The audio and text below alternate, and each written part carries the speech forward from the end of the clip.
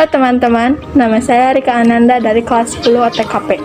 AMDAL adalah analisis dampak lingkungan, merupakan suatu kajian mengenai dampak positif dan negatif dari suatu kegiatan proyek.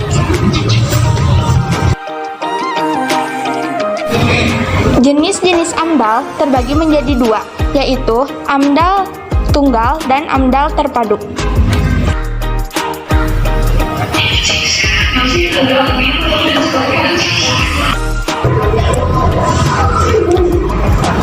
Pasar merupakan suatu proses interaksi antara penjual dan pembeli dalam suatu barang atau jasa tertentu. Kami di sini dari kelompok 1 akan menganalisa pasar Sadang Serang yang berada di Kota Bandung. Untuk selanjutnya kami serahkan kepada tim investigasi yang berada di Serang-Serang. Dalam rangka pengelolaan lingkungan hidup, untuk melestarikan dan mengembangkan kemampuan lingkungan hidup yang serasi, selaras, dan seimbang, guna menunjang terlaksananya pembangunan berkelanjutan yang berwawasan lingkungan hidup, telah diatur dalam suatu peraturan perundangan, yaitu Undang-Undang Nomor 23 Tahun 1997 tentang pengelolaan lingkungan hidup. Sedangkan yang dimaksud dengan lingkungan hidup menurut undang-undang tersebut adalah kesatuan ruang dengan semua benda, daya, keadaan, dan makhluk hidup, termasuk manusia dan perilakunya yang mempengaruhi kelangsungan kehidupan dan kesejahteraan manusia serta makhluk hidup lainnya. Dalam pasal 15 ayat 1 ditetapkan bahwa untuk pelestarian lingkungan hidup, maka setiap rencana dan usaha atau kegiatan yang memungkinkan dapat menimbulkan dampak besar dan penting terhadap lingkungan hidup, wajib memiliki analisis mengenai dampak lingkungan hidup. Adapun dalam hal ini, kami akan meneliti analisis dampak lingkungan atau AMDAL dilaksanakan pada pasar tradisional yang berlokasi di Jalan Sadang Serang, Kota Bandung.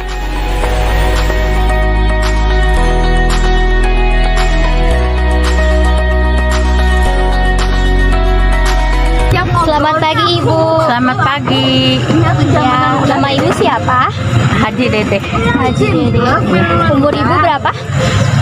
58. 58. Tinggalnya Ibu di Pasir Kaliki Barat, RT 04 RW 15. Ibu, kalau boleh tahu, bekas sampah Ibu jualan dibuang di mana? Di tempatnya di sana, khusus pembuangan sampah ke situ. Yang di sebelah sana ya Bu ya? Ya.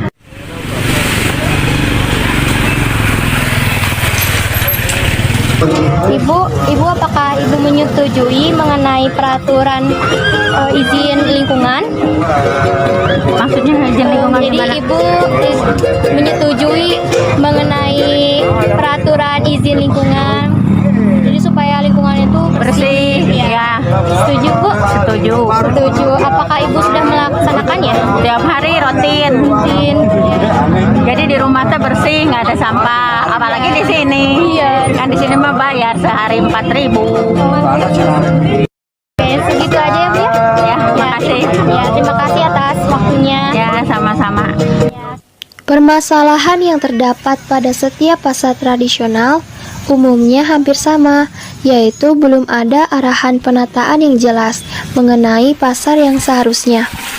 Upaya yang dapat dilakukan untuk meningkatkan kembali kondisi pasar tradisional dapat berupa perbaikan kondisi fisik pasar maupun kondisi non-fisiknya. Perbaikan kondisi fisik pasar meliputi bangunan pasar dan seluruh fasilitas di dalamnya.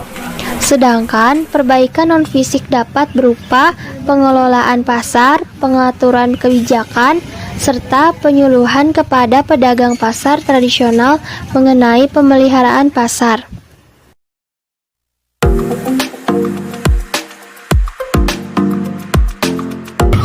Selamat pagi Ibu. Pagi, Nama Ibu siapa Bu? Ibu Sri saya. Ibu Sri. Betul. Ibu Sri. Umur Ibu berapa Bu kalau boleh tahu? 57. 57. Betul. Kalau Ibu udah lama berbelanja di sini Bu?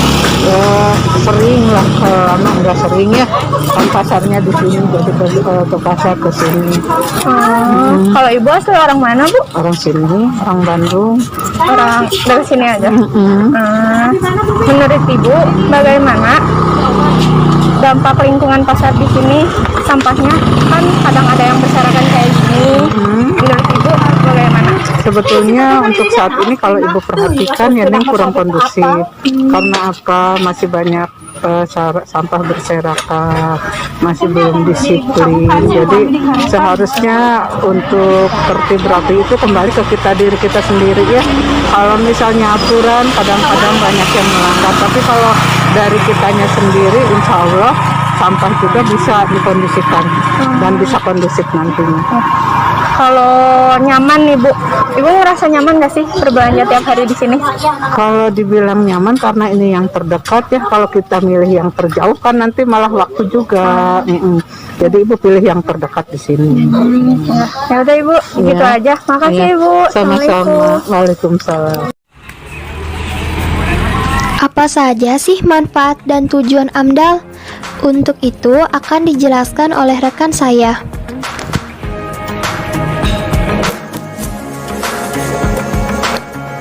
AMDAL mampu memberikan banyak sekali manfaat untuk seluruh pihak. Terdapat 3 manfaat AMDAL. Yang pertama, manfaat AMDAL bagi pemerintah. Manfaat AMDAL bagi pemerintah antara lain: A. Mencegah dari pencemaran dan kerusakan lingkungan. B. Menghindarkan konflik dengan masyarakat. C. Menjaga agar pembangunan sesuai terhadap prinsip pembangunan berkelanjutan. D. Perwujudan tanggung jawab pemerintah dalam pengelolaan lingkungan hidup.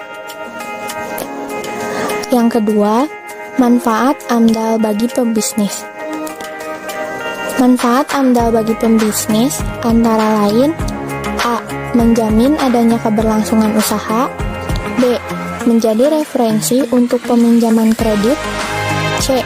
Interaksi saling menguntungkan dengan masyarakat sekitar untuk bukti ketaatan hukum.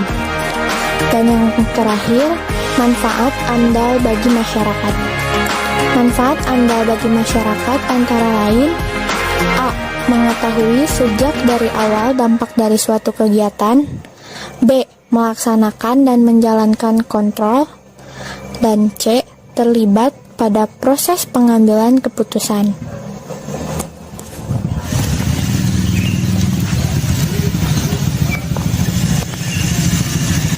AMDAL memiliki beberapa tujuan, antara lain: yang pertama, memberikan perawatan pada lingkungan hidup supaya tetap terjaga dan lestari.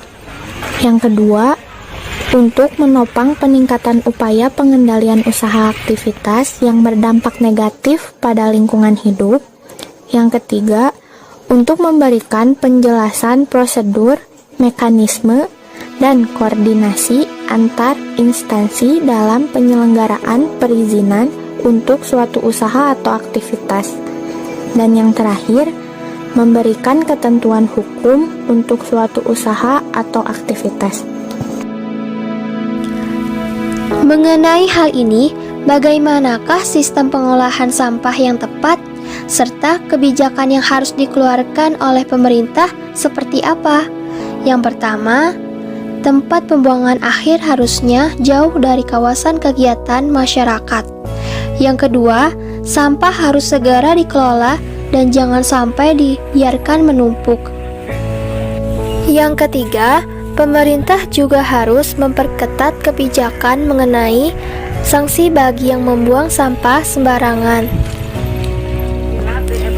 Baik teman-teman, tentu lingkungan pasar bisa kondusif dengan cara saling bekerja sama dan sadar akan kebersihan. Dimulai dari siapa? Tentunya dari kita sendiri.